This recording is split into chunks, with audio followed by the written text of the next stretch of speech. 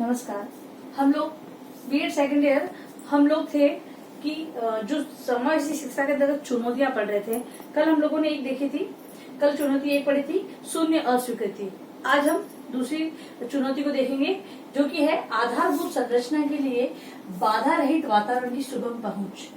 मतलब कि आधारभूत संरचना, अब बात हम समावेशी शिक्षा की कर रहे हैं तो इसकी आधारभूत संरचना है, उसके अंतर्गत जो बाधा रहित वातावरण हुआ, ठीक है, उससे वातावरण से समझ लो, भौतिक संसाधनों से समझ लो, सामुदायिक वातावरण से समझ लो, तो ये जो भी जिससे ये समावेशी शिक्षा सुलभ पहुंच सकती है, जिनके द्वारा ये समावेशी शिक्षा है जो सभी के पास सुलभ तरीके से पहुंच सकती है, तो उनके मार्ग में कौन कौन सी बाधाएं आ रही है उसके बारे में हम लोग अध्ययन करेंगे, जो कि समावेशी शिक्षा के लिए एक बहुत बड़ी चुनौती है।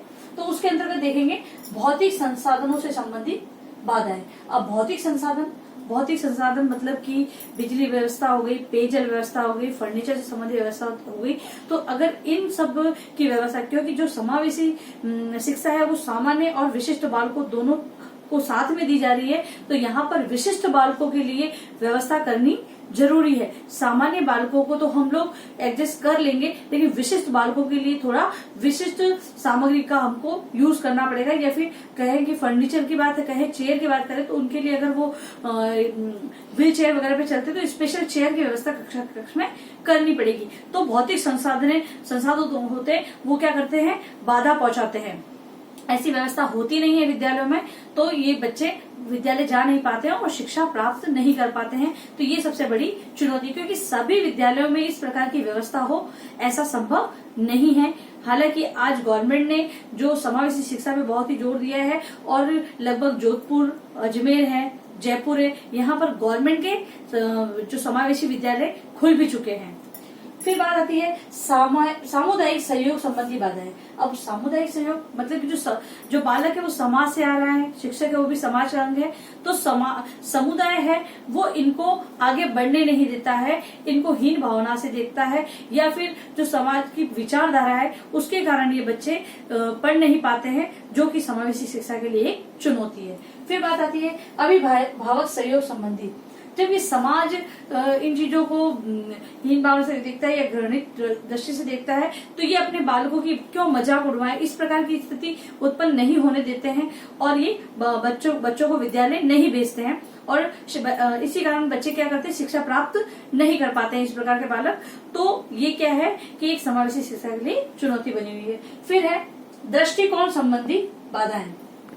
अब हम ये कह सकते हैं कि जो बालक हुआ, अभिभावक हुए, समाज हुआ, शिक्षक हुए, प्रशासन हुए, ये इन सभी के बीच में रहकर उसको शिक्षा प्राप्त करनी है। तो इन लोगों का दृष्टिकोण अगर सही नहीं है तो ये बच्चे शिक्षा प्राप्त नहीं कर पाते हैं। क्योंकि आज भी आप देखेंगे तो कुछ अगर 100 में से अगर 20% तो देख ही लेंगे कि इन बच्चों को वो लोग मतलब घृणित दृष्टि से देखते हैं, कि उनकी ये सोच होती है कि ये बच्चे क्या करेंगे, मतलब आप नहीं कर पाओगे, इस प्रकार से उनको हटा दिया जाता है। तो ये समावेशी शिक्षा के लिए एक चुनौती है। फिर बात आती है शिक्षक प्रशिक्षण का अभाव। अब शिक्षक प्रशिक्षण, अब जब कहा जा रहा है कि सभी विद्यालयों में सभी प्रकार के विद्यार्थी पढ़ सकते हैं, तो अब जब विशिष्ट बालक उस विद्यालय में पढ़ेगा तो उसके लिए एक जो स्पेशल एजुकेशन, जो स्पेशल बीएड किया हुआ टीचर होता है वो लगाना होता है। तो अब ऐसा तो संभव नहीं है कि हर विद्यालय में इस प्रकार का टीचर लगाया जा सके। और प्राइवेट सेक्टर है, अगर वो उसको लेकर भी आ जाते हैं तो प्रत्येक कक्षा के लिए फिर वो एक टीचर है और वो प्रत्येक कक्षा में पढ़ाएगा। अगर विद्यार्थी ज्यादा है तो ऐसी समस्या उत्पन्न होगी। तो ये समावेशी शिक्षा के लिए एक बहुत बड़ी समस्या है। फिर बात आती है शिक्षण अधिगम सामग्री का अभाव। अब शिक्षण अधिगम सामग्री, इनके लिए स्पेशल इंस्ट्रूमेंट वगैरह भी चाहिए होते हैं, जिससे कि ये आसानी से अधिगम कर सके, यानी कि आसानी से सीख सके। तो इस प्रकार की व्यवस्था नहीं होती है, क्योंकि सरकार अगर सामान्य बालकों से ज्यादा अगर विशिष्ट विद्यार्थियों पे ज्यादा खर्च करेगी तो मतलब बैलेंस है वो सही नहीं बैठ पाएगा। वैसे तो सरकार बहुत सारी योजनाएं चलाती है इनके लिए, अलग अलग इंस्ट्रूमेंट भी व्यवस्था, लेकिन हाँ अभी भी कमी है। तो ये क्या है, समावेशी शिक्षा के लिए एक चुनौती है।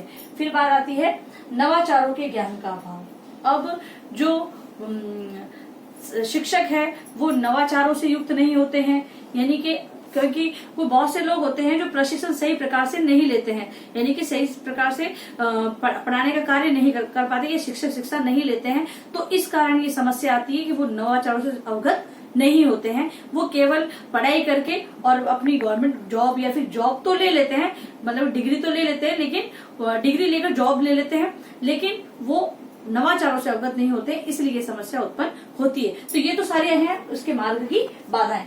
अब जो बाधा रहित वातावरण तैयार करने के उपाय, अब अगर हम चाहते हैं कि ये समावेशी शिक्षा है, इसके अंदर जो चुनौतियां आ रही है उसको हम किस प्रकार समाप्त कर सकते हैं, यानी एक बाधा रहित वातावरण का निर्माण किस प्रकार कर सकते हैं, तो ये उपाय हम लोग उसके लिए अपना सकते हैं। पहला है आवासीय विद्यालयों की स्थापना। अब बात हम विशिष्ट बालकों की करेंगे कि विशिष्ट बालकों के लिए अगर विद्यालय में ही उनके आवास की व्यवस्था हो जाए तो उनको इन समस्याओं का सामना नहीं करना पड़ेगा, क्योंकि विद्यालय के अंदर ही उनका आवास होगा, यानी रहने की व्यवस्था होगी, तो वहां से उनको आना जाना भी सही रहेगा, और कोई समस्या होती है तो तुरंत वो वहां पर जाकर रह भी सकते हैं या फिर आराम की व्यवस्था भी हो सकती है। कहने का मतलब ये है कि आवास अगर होगा तो दिक्कत नहीं आएगी। फिर है नजदीकी विद्यालयों की स्थापना।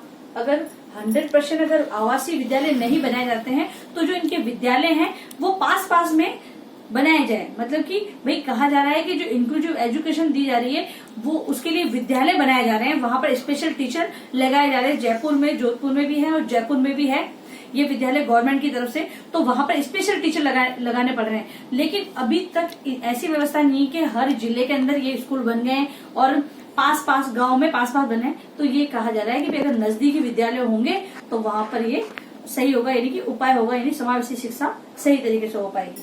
फिर है वाहनों की व्यवस्था। यदि अगर नजदीकी विद्यालय नहीं है तो क्या होनी चाहिए, गवर्नमेंट को इनके लिए वाहनों की व्यवस्था करनी चाहिए ताकि ये आसानी से जा आ सके। फिर है बात भामाशाहों द्वारा अनुदान व्यवस्था। भाई जो प्रिंसिपल है या अध्यापक है वो आसपास जो दानदाता होते हैं, भामाशाह होते हैं, जिनको भामाशाह कहते हैं, कि भाई जो हमारे मतलब कि विद्यालय के लिए सहयोग की राशि वगैरह देते हैं, तो उनकी व्यवस्था करनी चाहिए ताकि इन बच्चों के लिए अगर सरकार से जितना धन प्राप्त हो रहा है वो व्यवस्था में लगाए, और जो भामाशाहों से प्राप्त है वो भी इनकी व्यवस्था में लगाने का प्रयास करना चाहिए, उनसे अनुदान की व्यवस्था करनी चाहिए। फिर बात आती है संसाधनों की व्यवस्था। अब जब इन बच्चों को सामान्य बालकों के साथ पढ़ाएंगे तो इनके लिए क्या करना चाहिए, शिक्षकों को इंस्ट्रूमेंट वगैरह अलग से वहां पर लाने चाहिए। जब अगर अनुदान वगैरह सरकार द्वारा प्राप्त है जितना, फिर अगर नहीं है तो कोई भामाशाहों द्वारा दिया गया तो उनके द्वारा लाए गए धन से इनके लिए फर्नीचर वगैरह की व्यवस्था कर दो, ठीक है, और भी रैंप वगैरह बनवाना, इस प्रकार की कोई भी व्यवस्था है तो इनके लिए करनी चाहिए। तो फिर बात आती है उपयोगी वातावरण का निर्माण। अब इनके लिए ऐसा वातावरण करना चाहिए कि भाई ये लोग वहां पर पढ़ सके। कक्षा का वातावरण ऐसा होना चाहिए कि ये बालक, जो दूसरे बालक है, इन बालकों का सहयोग करे, एक अध्यापक है इनको मोटिवेट करता रहे समय समय पर, तो ऐसा कक्षा वातावरण होना चाहिए। और अगर बाहर देखें तो समाज में भी इनके लिए अच्छा वातावरण होना चाहिए, और अगर अभिभावक को देखें तो माँ बाप को भी इनके साथ बहुत अच्छा व्यवहार करना चाहिए। फिर बात आती है पाठ्य सहगामी क्रियाओं का सफल आयोजन। अब पाठ्य सहगामी क्रिया कोई खेल हो सकता है, कोई प्रतियोगिता हो सकती है, तो इस प्रकार का जब कार्यक्रम आयोजित किया जाए तो इनका विशेष ध्यान रखा जाए। खेल उसी प्रकार के रखे जाए कि जिनमें ये बच्चे भी इंक्लूड हो सके, ये बच्चे भी अपनी भागीदारी निभा सके। इस प्रकार हम लोग एक छोटा सा उपाय इस प्रकार हम लोग कर सकते हैं ये बाधा रहित वातावरण का निर्माण करने में। फिर अब बात आती है अब प्रमुख अक्षमता एवं सहायक प्रविधियां।